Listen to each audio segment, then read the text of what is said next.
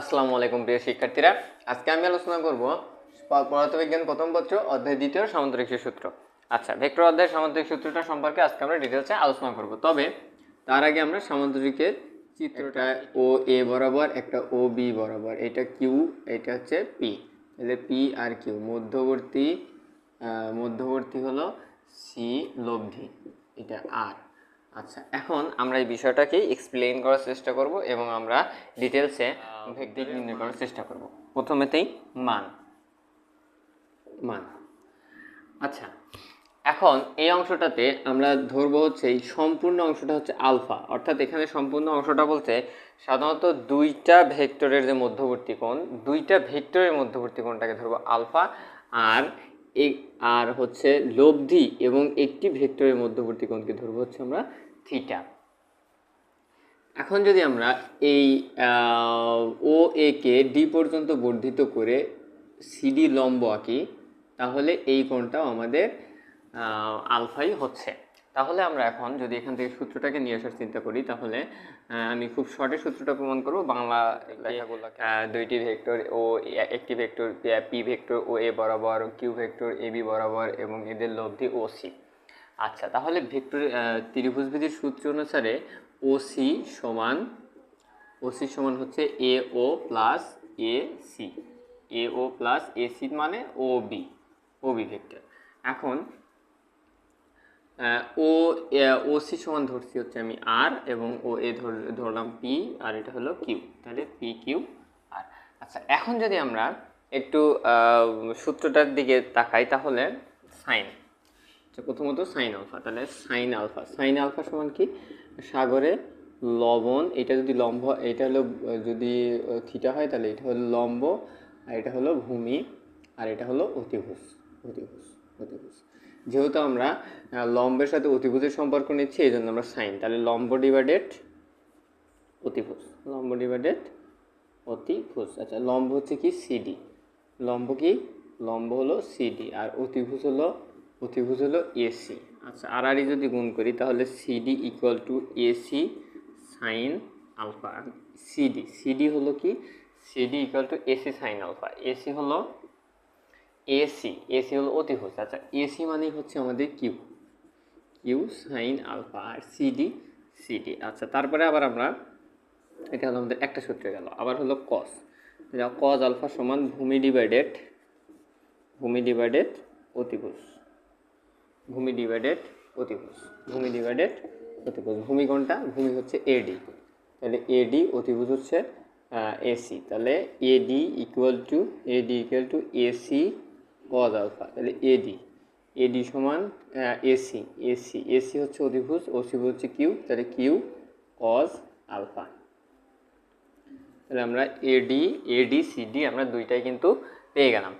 এখন আমরা এই বিষয়টাকে যদি একটু মানেতে কনভার্ট করে সূত্র অনুপাতে নেই, তাহলে ও সি স্কোয়ার সমান, এই যে ও সি স্কোয়ার সমান A O D square plus C D square, তাহলে O D square plus C D square, তাহলে ওসি হচ্ছে আর স্কোয়ার সমান ওডি মানে হচ্ছে, ওডি মানে কি আমরা দুইটা ভাগে ভাগ করতে পারি, ওডি, তাহলে এ ও আর এডি, তাহলে ও এ প্লাস এডি তার উপরে whole square plus C D square, তাহলে ও এ প্লাস এডি তার উপরে whole square plus C D square. আচ্ছা, এখন O A plus CD whole square তার উপরে সি প্লাস হোল স্কোয়ার। এখন এখানে আমরা যদি মান বসাই, তাহলে ও এ সমান পি, তাহলে পি প্লাস এডির মান কোনটা? এডির মান হলো Q cos alpha, plus C D square. Q cos আলফার বিষয়টাকে আমরা যদি একটু সূত্রে ফেলাই, তাহলে দেখো তো, P square plus Q square plus এটাকে যদি আমরা একটু সূত্রে ফেলাই, তাহলে P square plus 2 Q cos alpha plus Q square cos alpha square plus CD square.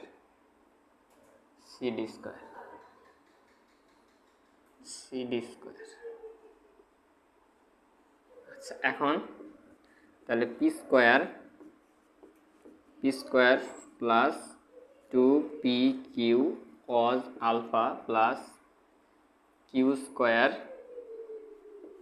Square cos square alpha plus CD মানে কিউ সাইন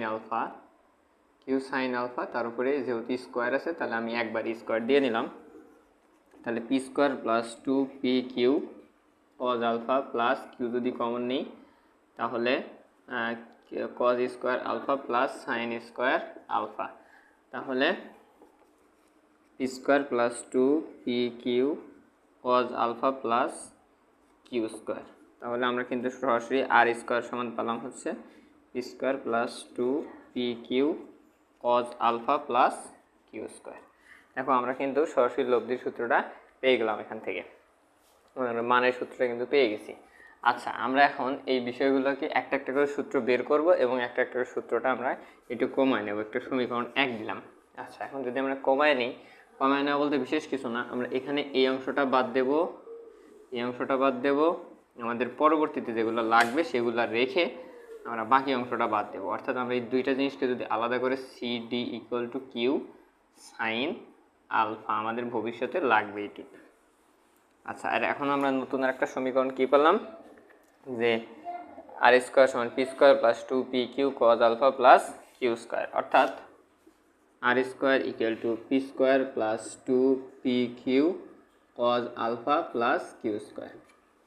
এখন এই সূত্রটা থেকে আমরা অর্থাৎ সমীকরণ নাম্বার 1, আমি যে 1 নম্বর সমীকরণ দিয়েছি সেই সমীকরণ 1 থেকে আমরা প্রমাণ করার চেষ্টা করব যে ম্যাক্সিমাম আর মিনিমাম, অর্থাৎ মানের ম্যাক্সিমাম আর মিনিমাম।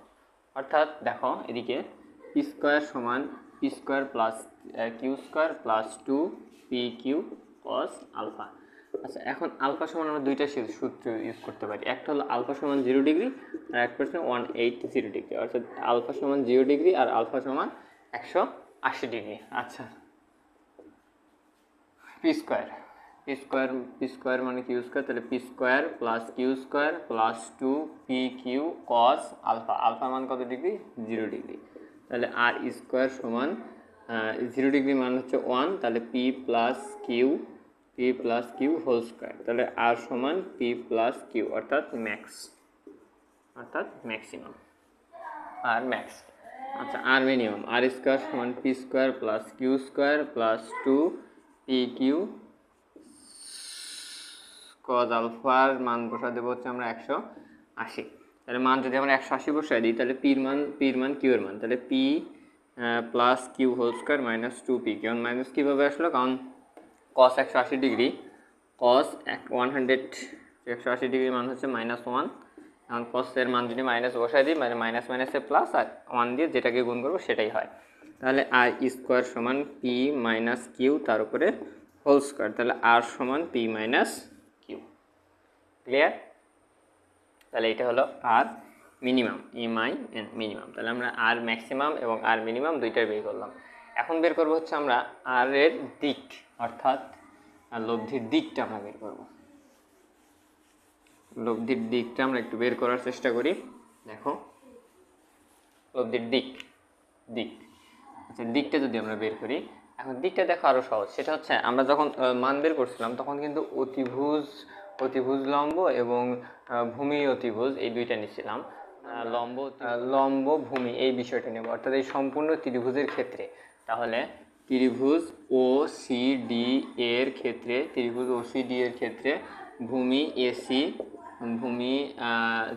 এসিডি এর ক্ষেত্রে ট্যান থিটা সমান টেরা লম্বাভূত। তাহলে লম্বটি হচ্ছে লম্ব ভূমি হচ্ছে ও ডি, তাহলে ও ডি, তাহলে ট্যান থিটা সমান সিডি, আর এডি হচ্ছে ও এ প্লাস এডি, তাহলে ট্যান থিটা সমান সিডি। ট্যান থিটা সমান কি? তাহলে সিডির মানটা কি? তাহলে সিডির মান কিন্তু আমরা অলরেডি পেয়ে গেছি, সেটা হচ্ছে কিউ সাইন আলফা। আর ও এ মানে হচ্ছে পি, আর এডির মান হলো কিউ কস আলফা। তাহলে কিন্তু আমরা অলরেডি পেয়ে গেলাম আমাদের ভেক্টরের দিক এর মান, যেটা আমাদের দিক নির্ণয়ের জন্য যে সূত্র দরকার ছিল সেই সূত্র। এখন আমরা এই দুইটা সূত্রকে কাজে লাগিয়ে কিছু ম্যাথ করার চেষ্টা করব নেক্সট ক্লাসে। সে পর্যন্ত